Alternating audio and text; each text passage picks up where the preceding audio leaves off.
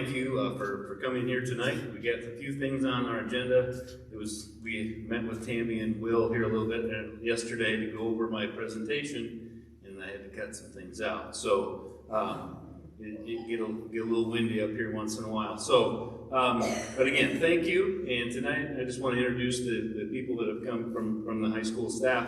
I have Jessie Myers, instructional coach. She'll be talking about our ISAF's journey. I've got our high school math team with Suzanne Smith and Nicole Harrell. They're going to be here talking about our math pathways to acceleration. And the last piece that we're going to go have Mrs. Sue Toll. She's our guidance counselor. Probably not guidance anymore, it's called counselor nowadays. So that's where we're going to go. And first up here, we're just going to start our journey in this situation here. You're going to hear me say ISASP, and you're going to hear these people all say ISASP a ton of times. ISASP stands for Iowa Statewide Assessments of Student Progress. And from here on out, you'll hear it called ISASP. And now, here's Jessie. So we wanted to take you guys back a little bit into what our pathway has been to this point. Some things that we've looked at as we were cruising through our data over the years for ISASP was that our students were really having a hard time with their writing skills. They just weren't performing the way we wanted them to. Just kind of an area of growth that we could look at. And so we took a team approach to figuring this out. And one thing that we agreed to as a staff is to work on a few different strategies. The first one is the RACE strategy, which is just a simple writing strategy that all students could learn in their classrooms. Whether you're in the art class, the math classroom, English classroom, we knew writing couldn't be fixed just by our English teachers, so we just got everybody on board. So when students engage in the RACE strategy, they have their topic, they have to restate the sentence, they have to answer the question, cite some evidence, and then explain their answers. So it just gave them a nice little formula to walk through what they needed to do to answer their questions. So they're more coherent. Our science team took it a little different way, and they call theirs the CER. I know for sure your kiddos that have been in biology have done this all the time. CER is just claim, evidence, and reasoning. It's just a different way a more scientific way of looking at how to do their writing. So that was one thing that they did. We also worked with the AA during this time. So we had 2 different reading consultants come in that kicked this off. So we've been working at this for 4 years, 2 years? Seems like a lot longer. And they came in and talked to us about what do we want our writing to look like? How can we all get on board? We know we're not all teachers of writing. Our art teacher, I remember having this conversation of, I can teach a kid how to paint, you don't want me to teach them how to write. She actually has some excellent writing coming out of her classrooms now because she's put this strategy into place. So they worked with us on learning these strategies, figuring out how we could implement them in the classroom, having us work through that writing process as well. So everybody's using them. We're using them throughout the high school. It's really been kind of fun to watch how our teams have figured out how to work together and lean on each other's strengths to figure out how to make this writing process a lot better for our students. So really excited to see, after 2 years of implementation, how this can really turn out well for our students. Another bonus is students really hate when they have to answer a question using the RACE strategy. And I always kind of know that if they don't like doing it anymore, we've told them enough times that they need to do it. So it's in their brains, they just don't want to do it anymore. Jessie and I have made a pact also that if we need to interject, we're going to interject. So we might be passing back the microphone. But now the present, this year, we really started digging into the ISAP even more than we did in the past. And part of that is because we're seeing the ISASP and that being able to be really tracked back to our domains, to exactly what we teach in our classrooms. This is the first test that really any state test, this is the first test that you can actually get this data and be able to look at it. So in September, we found all the data and we brought it all together, and the teachers started compiling it, putting it together, looking at every student from 9th, 10th, and 11th grade, and putting together whether or not they grew in reading, whether they grew in writing, whether they grew in science and whether they grew in math.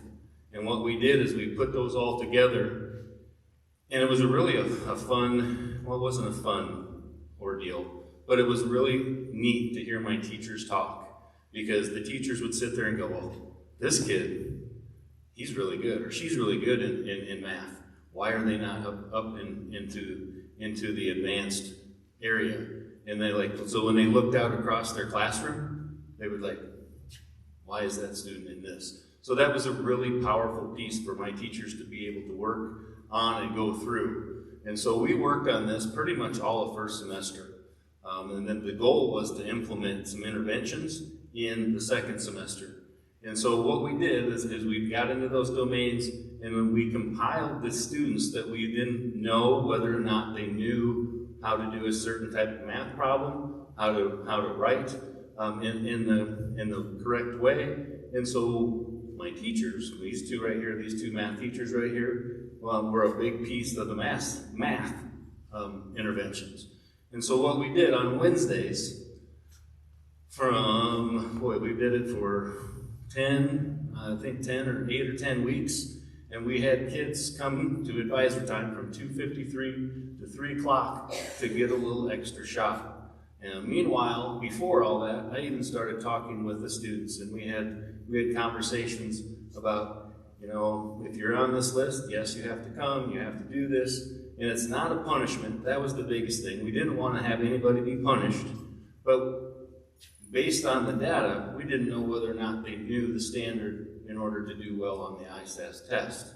And so my staff worked a ton of time putting together this, working on this, and then the last 8 to 10 weeks, we've been pulling kids in to make sure that they understand and that that we know that they know how to do the certain standards on those tests. And those interventions weren't fun for the kids by any means. I'm not sure they were real fun for my staff as well. But in the same token, it's really hard to know if they don't know if we don't do that work. And so over the last 8 or 10 weeks, we did that. And to be honest with you, the students, as soon as they got it, they were done. They were over. They didn't have to go in there all 8 or 10 weeks. We rotated domains. We rotated different pieces that each had to know. And my hope is that here, when we take these tests next week, that we're going to see the gains and the fruits of our labor from what the teachers did. So that's the present. Now we're going to go into the future, all right? Which is next week is the future, all right? And next week, what we're doing is we have blown up any kind of schedule that you've ever seen on a state test based on student input. We met with every 9th, 10th, and 11th grade class to get their input and what they felt and get their feeling of how they took the test or how they take the test. And the biggest thing is there an A, B, and C is the classroom environment, stress level of the day, and the test, and incentives. And I'm going to go over each one of those for you here. Classroom environment. This is something that I never knew. I've been doing this a long time as a teacher and as a principal. The classroom environment, kids get nervous about these tests. I never really thought they would get nervous. All right? One of the things that I heard loud and clear from multiple grade levels is you expect us to go through an 8-period day, whether it's shortened schedule or not, still have homework, still be able to do everything that we're supposed to do for that, and all of a sudden you want us to take a 60-minute test while our heads are still wrapped around something over there. And to be honest with you, it kind of hit me like a shovel. All right, I didn't even ever think about that. So based on that, with the classroom environment, what we've done is we have made it so there's an AM testing session and then there's a PM testing session. We're going to have extremely small groups, because that's another thing with the classroom environment that they said is they get anxious because if someone gets done quicker, well, they think they better hurry up and get done quicker too. And so what we're doing is we have some of our teachers only have 4 to 5 kids in their roster on the morning session, and then they might have 10 or 12, but no one, I believe, has over 12 kids in their testing session. And we tried to give our students the say of, do you want to be in a testing session that knows that they're going to be going long, or do you really care? With every student, I shouldn't say every, I would say about 75% of my students filled out the Google form to get this information. And what we tried to do is put all of those students that wanted to be in a long testing session in a long testing session room so that they don't have to worry about it. And so we're pretty excited about that, and this is all based on student input. We as teachers we just made it happen, I guess is what I'm saying. Stress level of the day, I kind of already went over. They made that pretty loud and clear too. With everything that's going on in a high schooler's day, what we're trying to do is make it extremely stress-free so that they can go ahead and give us a really good effort. And then the incentives piece, I talked to the board, I don't remember what month it was, but I talked to them a little bit about this. And the incentives this year are going to be, we have 3 things that students can choose from. One is we're giving them an open campus lunch. If they want to go eat somewhere, we're going to do that. Food seems to be a positive thing for our students. All right. Obviously, parents will have to okay for them to leave, but that will be it. So if they show growth in math, they get 1 open campus lunch. If they show growth in reading and language arts, they'll get 1 for that. So they could get up to 3, and if they show 1 in science, they could get 1 there too. And so that's one of the things. The second thing was if they show growth in all 3, I'm giving them what we would call a free day. All right?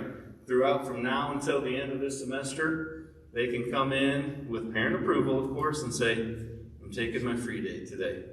And we're going to do that as far as incentives go. And the third thing would be is we're going to allow them to drop 1 of their low scores in a class.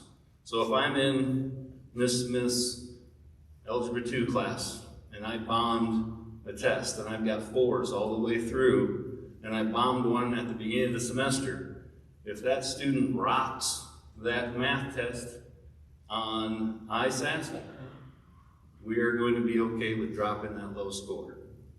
So those are the 3 incentives that we are giving our students. I think at the board meeting, someone asked me, well, what do other schools do? So I did do a little investigating on that. And to be honest with you, there's not a lot of incentives out there that other schools are doing that to this magnitude. You know, some of them are giving some open campus lunches, and most of them are still running a full schedule, and then taking the test. I talked to one of our AEA consultants whose daughters go to a neighboring school, and she goes, I heard what you guys are doing. She goes, I can't wait to see what your guys' results are. I think that is so awesome. And I'm like, yeah, I hope so. But the thing that I really love about it is it all comes from the students. And they are the ones that came up with this. We put it into play, and starting March 26th, we're going to give it a great effort. And we shall see.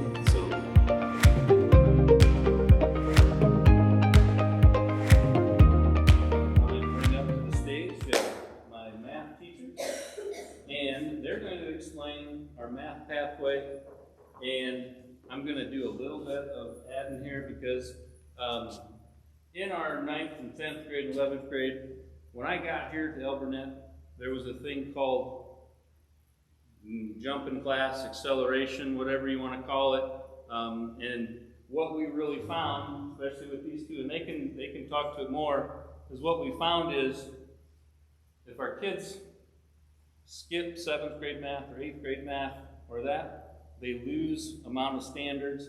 So when they get into the 11th grade year, we see some difficulty in math. Now I'll turn that over to them. And so instead of accelerating in 7th, 8th, and possibly 9th grade, we're going to accelerate in the 11th grade. And without further ado, my math team can explain that. Okay, well, I'm Suzanne Smith. I teach the upper math classes, and Nicole Harrell, she teaches geometry and the GIC program and a splattering of other math classes that we offer. So what we have here is we've kind of knocked out what we want the pathways for our students to look like. And we didn't want to use the word track because we want the kids to have the choice of the courses that they're going to take throughout their path through high school. So we looked at it, we said, all right, we've got our 9th graders coming in. They're taking 8th grade math in middle school. Next step is Algebra 1 for all 9th grade students regardless. And then they're going to go on to 10th grade. And in 10th grade, they have the option. They can go into the traditional geometry, or they can take the GIC class, which is the 2-hour class period that Ms. Harrell and Mr. Wop are teaching concurrently. And she can explain that to you if you have any questions on that. It's a great program. So then from traditional geometry or GIC, then we're off to 11th grade. Now is when they, in 10th grade, they can start to pick a path. They have 2 choices of geometry. Now they're coming out of geometry. Now they have 2 choices in 11th grade. And what we did here is we have Algebra 2, which is not going to be our traditional Algebra 2 as you know it to be. But we're going to take the Algebra 2 and we're going to say, all right, these are the kids that may or may not want to go on to a higher math education. So what are the standards that the state says that they have to have that are going to help them in a trades math or anything that's maybe not college prep? But they still have to have all of the standards that the state says you have to have when you graduate from high school here in Iowa. And then we went on to what we call the math analysis. And that, if you want to think about that one, that's where we're going to accelerate the kids. And we found through studies that their brain is more ready for the rigor once they get past 10th grade rather than trying to accelerate them in the lower grades. Now their brains are ready for all of those, thank you, abstract, that's why I keep her around, abstract concepts that we have in the upper math classes. So the math analysis is going to be more of an Algebra 2 / pre-calculus course. So it's going to be more rigor. We're going to take those Algebra 2 concepts that we have in Algebra 2 and then we reteach them at the beginning of pre-calc. So we're just going to hang on really tight in the math analysis, and then we can get to the math concepts in pre-calc that tie in with them at that point, rather than going, we did this last year in Algebra 2, now we're doing it again in pre-calc. And that's the same thing that we sometimes see in the other classes, but not so much here. So we're going to give them that pre-college prep, that push. Hey, you got to go, you got to dig in. You want to go to college, this is what it might look like, but we're still in high school, we got you. So those are the 2 paths that they can have on that end. Nicole, do you have anything to add so far? No? So then from those 2, now we're on to 12th grade. Now they've got a whole bunch of different paths that they can pick at this point. So from the Algebra 2, so let's say my junior year I took Algebra 2, which is the non-traditional Algebra 2, then I can take pre-calculus. Because now maybe I'm a little more ready. I've decided, hey, I'm a senior now. I think I need to go to college. Mom's saying you need to go to college. I've got to have a little bit more math under my belt. I'm going to go ahead and take the pre-calc. Or I could take one of any of the semester courses that are all listed here on the bottom. So these 4 are just 1 semester courses. We have an independent study of career math, and Ms. Harrell is going to teach that, and then the kids will drive that. They're going to say, hey, I want to go into plumbing. She'll go, great, let's look up what sort of math skills you need for plumbing. Let's look at some of the websites, some of the community college, the technical colleges. What are the career maths that they're saying that you need for plumbing? And that's what she's going to focus on, and they're going to do independently in that course. Somebody else say, hey, I might want to go into construction. And she'll go, great, let's look at some of the math that you might need for construction. They'll research it, and they'll find the standards that match that and activities to go with it as well. The probability course is a probability and stats course. but it's not like the Kirkwood, the KCC stats, that's college credit stats. So that's one semester, they get the college credit when they're done with it. The probability class, it's going to be stats light. So it's like, we gotta get some probability, our kids aren't real good with probability, and let's get some of the stats in it, you know, how to read these charts and graphs and talk about standard deviation and things like that that they'll need just by reading the paper, like if there's gonna be papers around anymore. And then the math prep. Sorry, give me a mic and there I go. The math prep, Nicole, you're gonna have to talk about that one because I don't remember what we said. You're welcome. Okay, math prep is more like a course to help those students that are thinking of going to college, but are wanting to keep those basic skills kind of thing going, so they're gonna keep practicing, so that when they take their entrance exams into college, they have the skills so that they're gonna start off with a college level course instead of having to do remediation because they took time off from the courses that they would have missed out on, I guess. So that they've still taken all the courses that they need, but it's giving them that practice stuff to continue. It would be for your students that are wanting to go more liberal and not your STEM courses, your STEM pathways. If that makes any sense. Makes perfect sense. So that would be the pathway for the students that are coming out of Algebra 2. So they would go Algebra 2, Pre-Calc, and then any of those 4 one semester courses if they would like. Now, if I'm coming out of Math Analysis, which is now, remember, our heavy push math, from that class, ideally, we want them to go to Calculus. Because now they're college ready. They've taken that hardcore Algebra 2 Pre-Calc combined course, and I'm going to college, I want to be an engineer. Okay, I want to do something in a math field, so now I'm on my way to calculus my senior year. We don't recommend going from math analysis to pre-calc because they've just had pre-calc in the math analysis class. So they're double dipping and it doesn't make sense. So at that point, we want to push those kids towards their career path of calculus. Now, I've had some of my kids say, well, if I take calculus my senior year, when am I going to take stats for college credit? I said, take it first semester, take it second semester. We've got 3 or 4 kids this year that have been taking both calculus and stats at the same time. Keep in mind that these are our college-bound kids. I do have kids that are coming straight out of Algebra 2 that are taking Kirkwood stats. And some of them are doing well, some of them are struggling. But this will give us, this probability class right here, will give those kids an opportunity to get that extra credit that they need to get them that intro to stats and not feel the burden of the Kirkwood College class.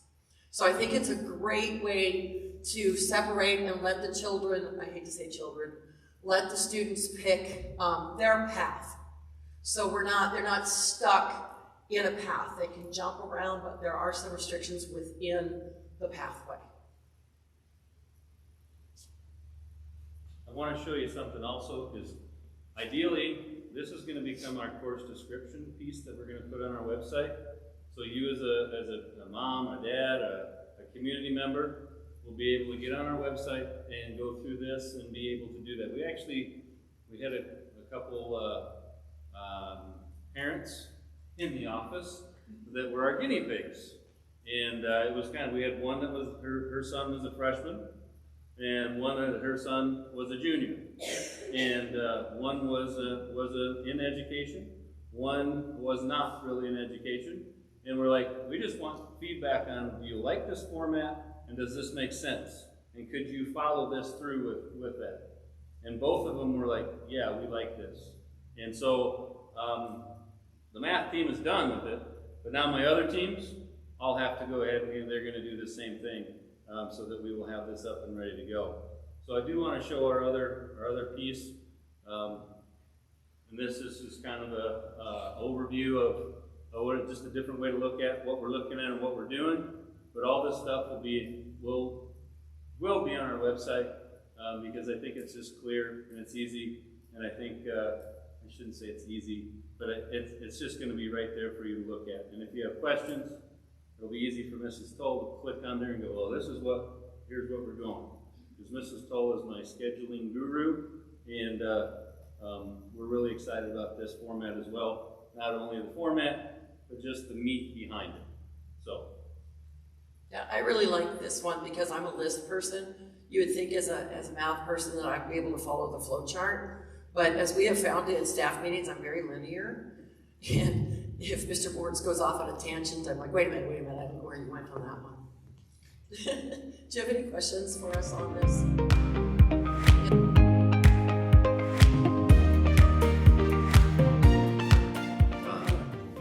Awesome slides, Mrs. Stoll.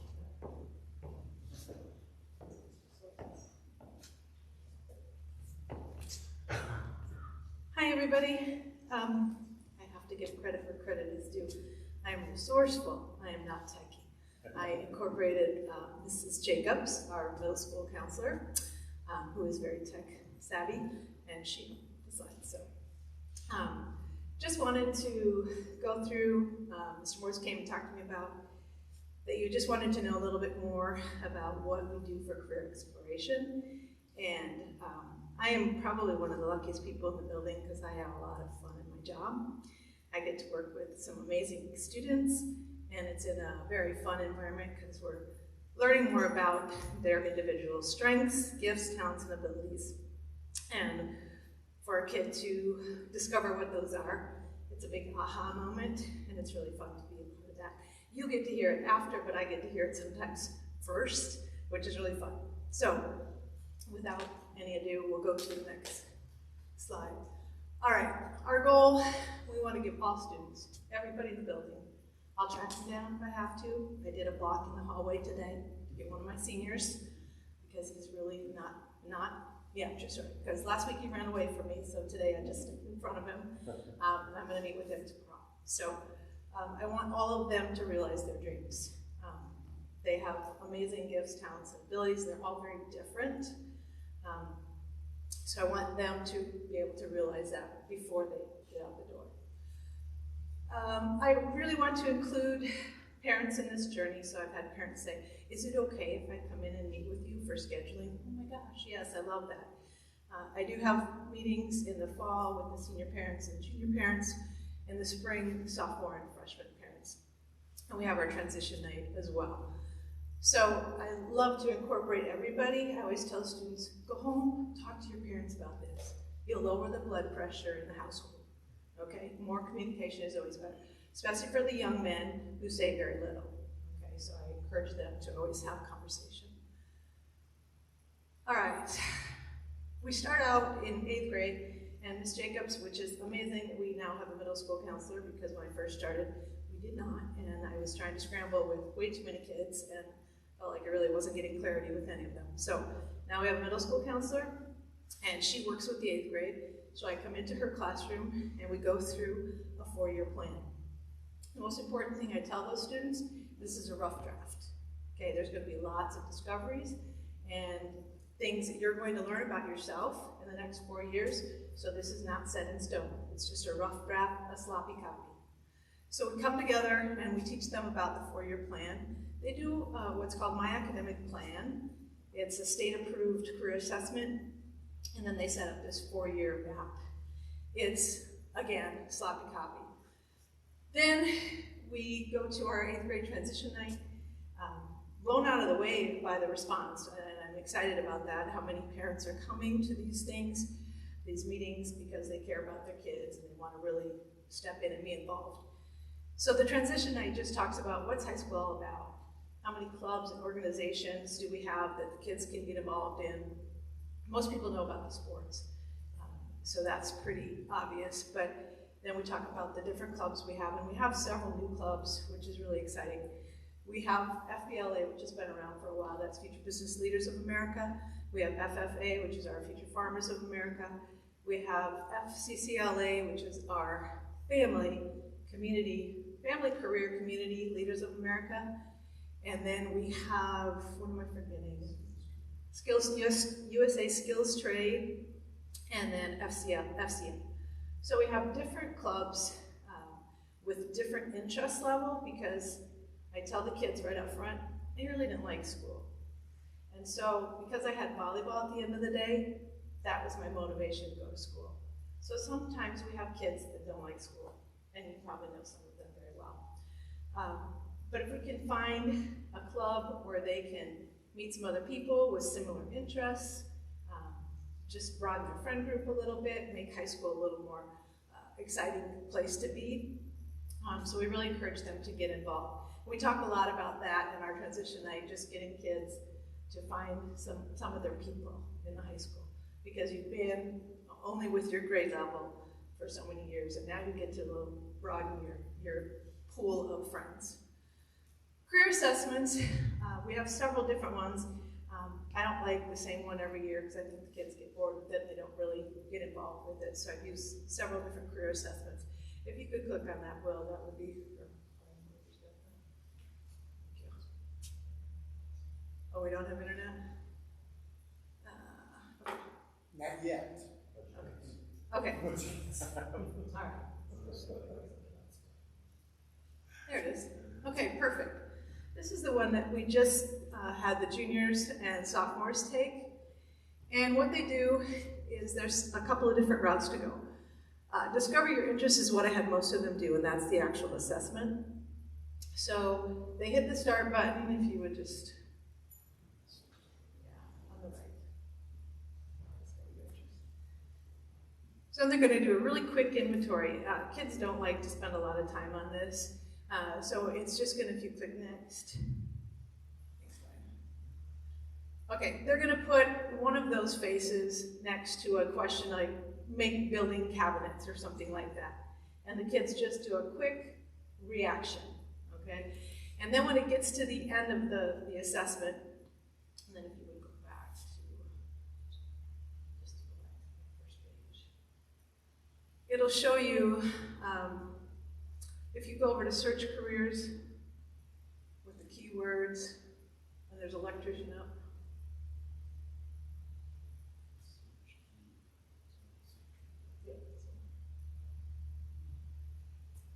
And then just hit the arrow, okay? Then it's going to give you, go ahead and click on that green arrow. So the students, once they take the assessment, it gives them several potential careers that they could be interested in, all right? And then they can find out, if we get this to work, a whole nice page of information. Not working? The internet doesn't work. We're just going to react to go on the wireless access points. Here we go. Okay, so then it gives them all of these areas to think about and say, read through that and say, does that sound like me? Does that sound like something I would be interested in? Is that going to be a good fit for me? Some of the things that I had them really look at were the skills, because when you ask a kid what they're good at, sometimes they don't know, you know, and I see it, but they don't yet. So just kind of looking through some of that, and then they can find out what their personality should be like if they're in that particular job, what some of their abilities need to be. Then it tells you the job outlook, the education required, and from here, then we take off running. Okay, if they are interested in this pursuit, then the next step is, okay, we have to find a pathway then to get you from high school student to become an electrician. All right, and then you can click on the education and find out, okay, electrician is probably going to be an apprenticeship. When I first started here, I knew very little about the trades, except that my husband works in one. But I didn't know how a person got started. So I talked to Mr. Watt and I said, hey, you going to some trade events? I need to learn. So I started attending some of the trade events, talking to, I think we had 12 in one day, which was amazing because I learned a lot. And so if the student wanted to be an electrician, then we would talk about how do you get to be an apprentice, okay? Because an apprentice is where they're going to learn the trade, and they're still going to get paid for it, so they won't take on any college debt, and they're still going to learn the trade. They're going to get paid along the way, and then once they finish that apprenticeship, then they become a journeyman. So different apprenticeships last different lengths of time depending upon the trade. So then I said to the people out in the trades world, I said, so how do they become an apprentice? Can they just walk in the door and fill out an application and become an apprentice? And they said, no, not really. This costs us a lot of money to put a person into an apprenticeship. So first we would hire them on maybe as a helper during a summer job. And I said, oh, great. How old do they have to be to work here for a summer job? So most of them were 16, 17, or 18.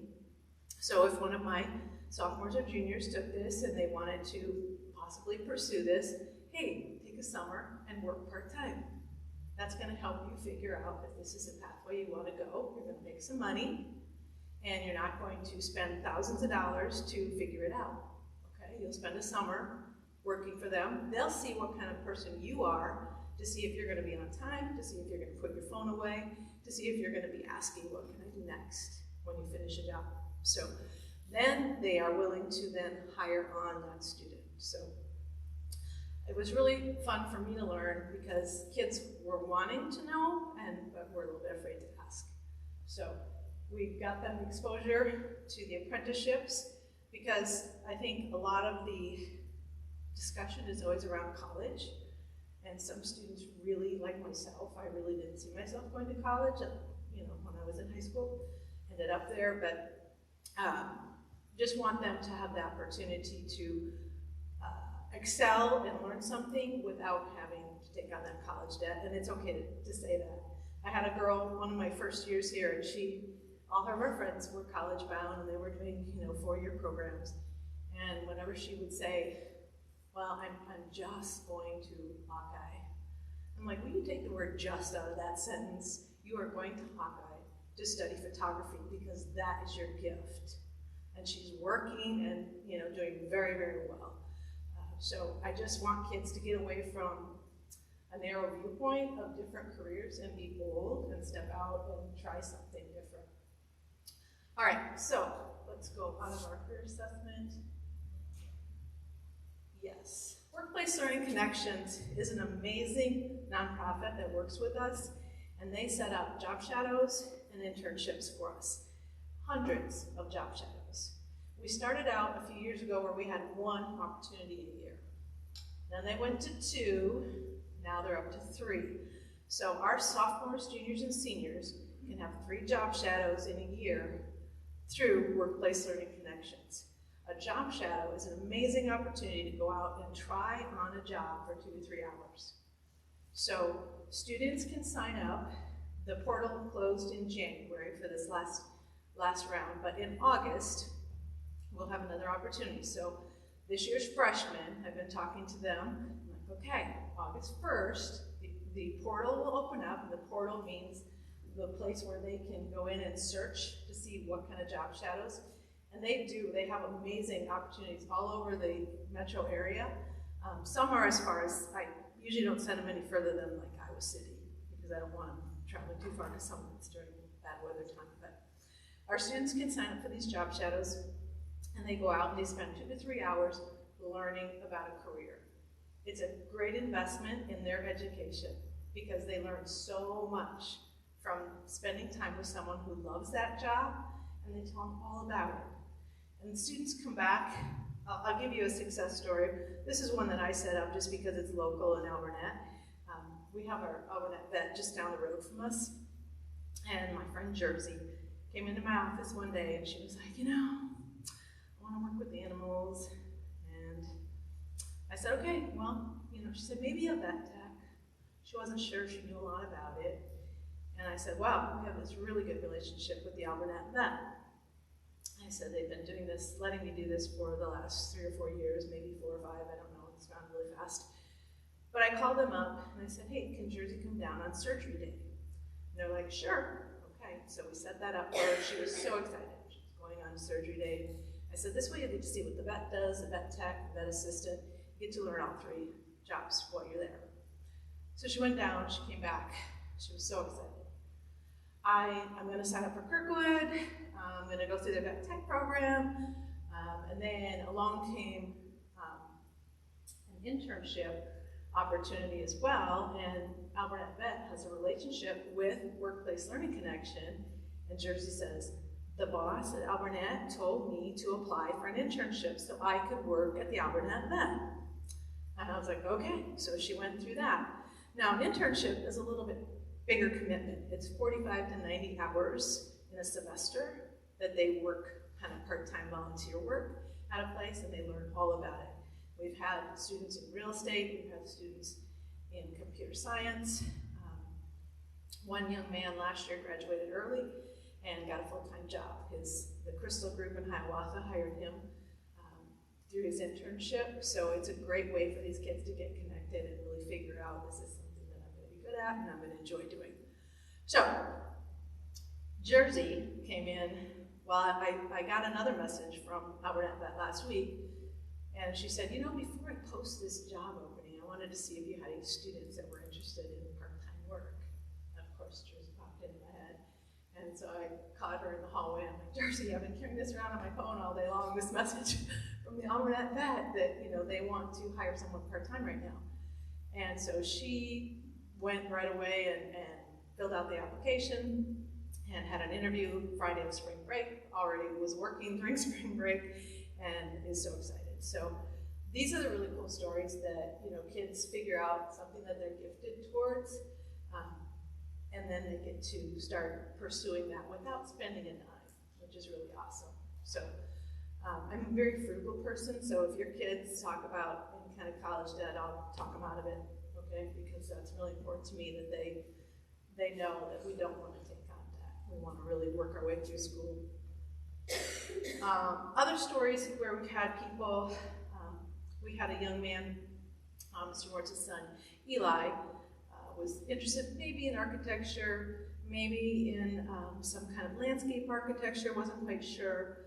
I love meeting people and I love finding out what they do. And so when we had our beautiful building down here, OPN was our architect. And so I'm pretty bold about calling people and asking. So I just called up Joe Tercy and I said, Joe, would you entertain having some of our kids down for a job shadow? And he was like, sure. So the last 3 or 4 years, since we've been in the progress of this building for 3 or 4 years, Joe has been really welcoming to our students. We've had probably 4 or 5 students go down and just see what OPN Architect is all about. And they've all come back with some really good input to see if that's a pursuit for them. Mr. Mortz's son wasn't sure about, he went to the architecture one and he wasn't quite sure, and then we talked about the landscape architecture. Well, we have Grant Succo, who is a neighbor, community, former alum of Alburnett, and he's an amazing kid, works at Culver's out in Marion. And so I called up Grant and I said, Grant, would it be okay if Eli came for a job shadow?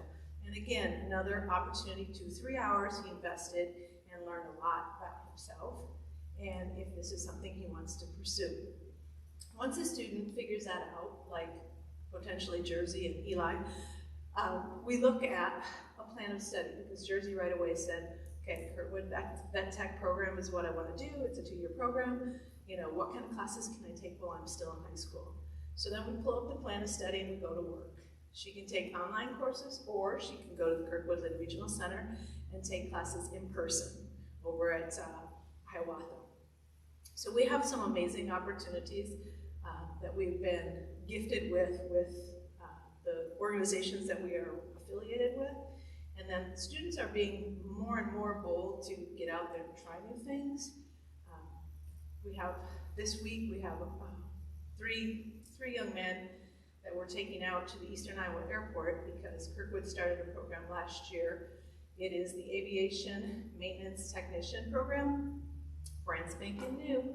So Friday we're gonna head out to the airport with these 3 young men, and they're gonna see if they wanna be airplane mechanics. So pretty exciting. In a couple of weeks we're going to do another outing for, what's the name of that one? Just going blank. Well, April 30th, we're going to do an MBI build experience with a whole bunch of trades. The kids will go there and they get to do hands-on things. They get to take and put bricks, lay bricks. They get to work with a glazier. They'll get to work drywall. They're going to try all kinds of different trades. And this year it's going to be at the Hawkeye Downs location. So I'm taking about 20 students. So I got 3 girls that I'm working on to try and get them incorporated and get them to be a little bold too, because we need girls in the trades as well. So what I've been blessed with is an administration that supports me to get the kids out of the building. It's really important. We've all been exposed to about 15, 20 careers when we're a high school student. It's what our family does, what our friends do, and that's kind of what we know. And then the real popular trades that they see all around them. But what we're really trying to do is get them exposed to as many different careers as possible if they are interested in a certain area. Because then we can look at their high school plan and make sure that we're taking the classes to better prepare them for that, and then we can get started on that college pathway if we need it. If we don't need it, then we'll take a student like we have Riggs Martin right now. Last year, Workplace Learning Connection and Iowa Workforce Development joined forces to offer 2 different apprenticeships while students are still in high school. So Riggs right now is probably about 1,000 hours into his apprenticeship. He started full-time last summer because he had taken the Welding Academy at Kirkwood his junior year. So then summer of his junior year, he went into the apprenticeship and worked 40 hours a week through the whole summer. This school year, he's working 20 hours a week and still working on those apprenticeship hours, but also then taking classes. He's involved in FFA, so he's doing a lot of things, but also getting well into his apprenticeship journey. So there's lots of opportunities out there, and the more we get the kids out, the more exposure and the more confidence they have. Because when you ask a kid, you know, what do you want to be when you grow up? You know, they're like, oh, I don't know. Well, it's not really even so much I don't know, but I'm afraid to say it out loud. You know, I'm afraid to say what I might be dreaming of. And so I'm lucky enough to open that conversation up a little further and say, let's do it. I mean, I have a student that came in one day and he's like, I want to be a professional boxer.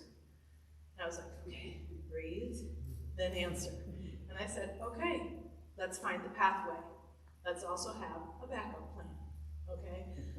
So I always want to encourage them. I never want to discourage or shut down a dream, but we also want to then figure out, well, what is a realistic pathway? Let's talk to somebody who is a professional boxer. I have no idea how you become a boxer, so let's find that out. Okay, I had another student yesterday that found out he wants to design board games. I'm like, okay, let's figure out a pathway to design board games. So these kids have great ideas, and the more exposure we can get, the better off they're going to be at making a good decision so that they don't get like a guy I met in Phoenix when I first moved down there. He just graduated from Arizona State University in teaching and really didn't like working with kids. I'm like, buddy, you may have wanted to find that out a little sooner. Another thing we do too here is when a student is thinking about working in education, we just talk to Bailey down in the elementary, Bailey Wright, the principal, and we say, okay, Bailey, do you need some help down there? 6th hour, I have a student that has an open period and they're thinking they might want to be an elementary educator. Can we bring them down and help out your program and then also give them really valuable experience? So. All right. These are some of the visits that we did this year. We do college visits as well as trade visits. We went to UNI, Cornell, and Kirkwood, and just get the kids the exposure. A lot of times they're really afraid to, you know, just step out there and be on a college campus. So the more exposure we get, when I first started here 6 years ago, the kids had not been to very many of the colleges. And I said, oh my gosh, we have like 20 right in our 1 hour radius, you know? So we need to get out there and explore. So we take students out and we do some college visits, and then I always encourage them, you need to go on an individual visit, especially if you have some kind of idea of what you might be thinking for a career, and then have a very specialized visit. Those are some of the opportunities that we have done with the Master Builders, the Building Construction Trades Council, and then Alliant Energy has a really cool program every year for, I think this is the 3rd year that they've offered it. They are doing paid summer internships for juniors and seniors. And it's an amazing opportunity. They have to go through a 12-week, I think it's 1.5 to 2 hour weekly Zoom meeting. If they can't do the Zoom meeting because of their class schedule, they can watch it at some point during the week. and they can find out if they want a potential career working in energy. After they do that summer internship, then they can decide if that's the direction they want to go. But the fact that it's paid for high school is amazing, because it's a good part-time summer job. They get a wide exposure to all of Alliant Energy's different career fields, and then after that summer they can decide if that's something they want to pursue, and then we would go back to how do we get there. So.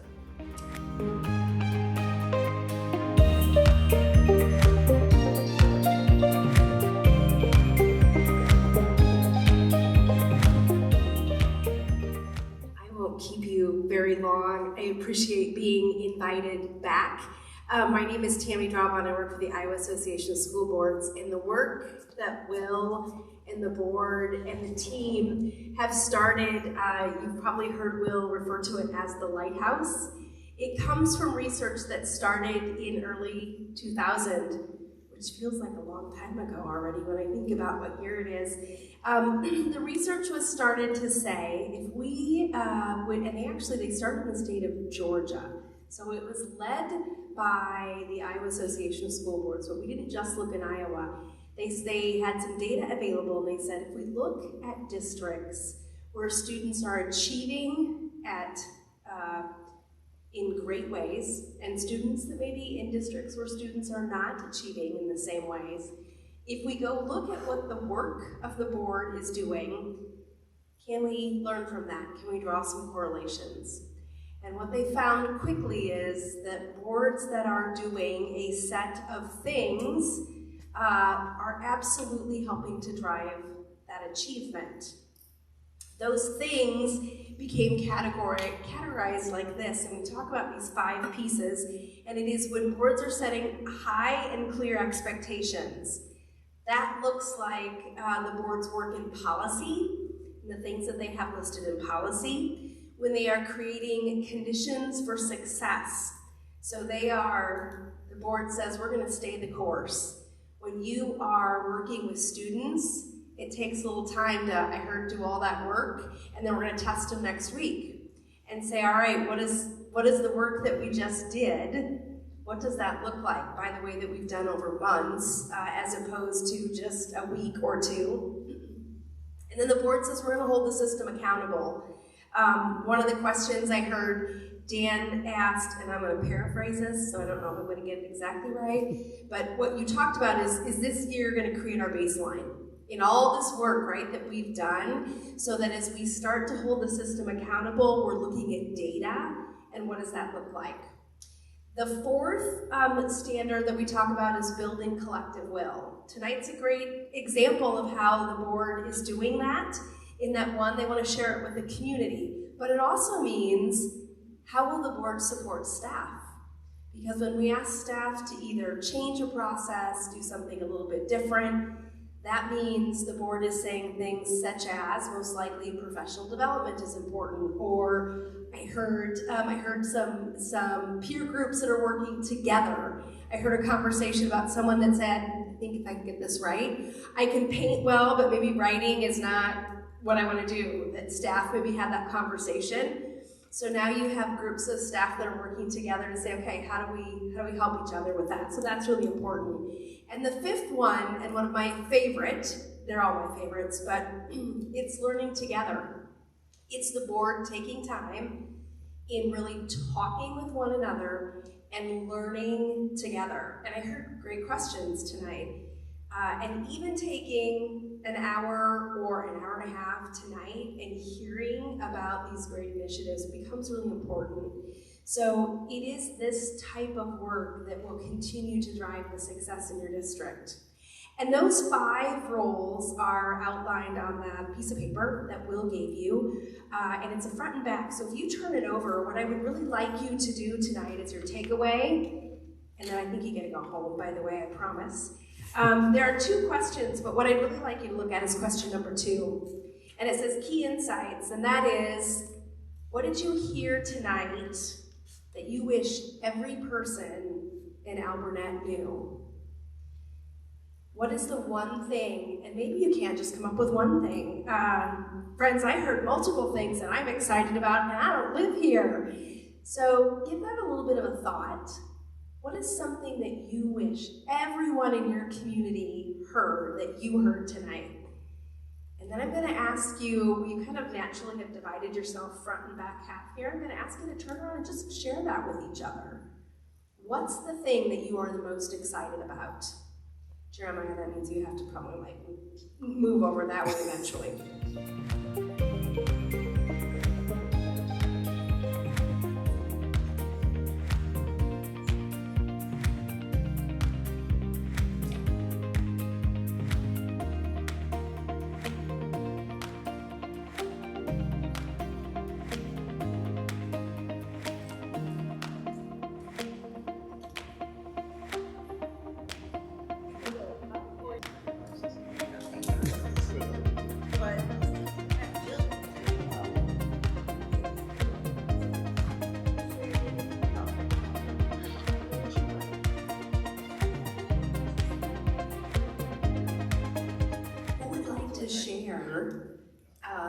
What you wish everyone in Alburnett heard.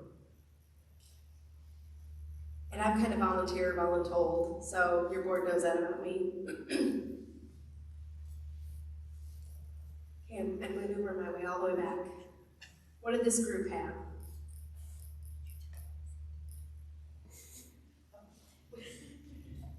We were kind of impressed that 75% of the students responded to your survey. I don't know what that worked.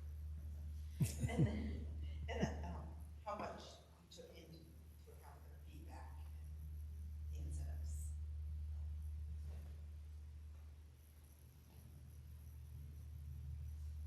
I also heard the statement that you were surprised at some of the data that you had gotten on that, which I thought was it's beautiful to hear staff say, oh yeah, that wasn't on our radar.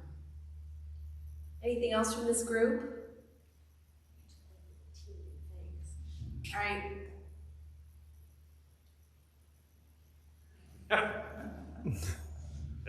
We actually said something similar, that we were impressed that the feedback was solicited by the staff, that they were actually interested in hearing what the students had to say. And so I would phrase it as, at Alburnett, we listen to students and do everything we can to serve them and meet their needs. It sounds like it should be trademarked or coined or something. All right, friends.